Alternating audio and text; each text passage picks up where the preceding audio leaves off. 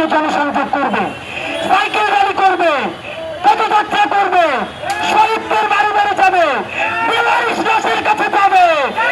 সর্বশেষ যদি না পারে অগস্টের 1 তারিখ শুক্রবার, 2 তারিখ শনিবার, সুতরাং কোনো খেয়াল করে লাভ হবে না।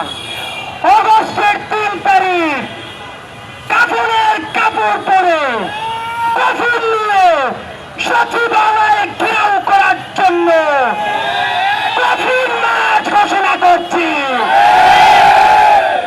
আগামী আগস্টের 3 তারিখ দুপুর 12টায় শাহবাগ থেকে জুলাইয়ের শহীদের পরিবারীরা, আহত যোদ্ধারা, শরীরে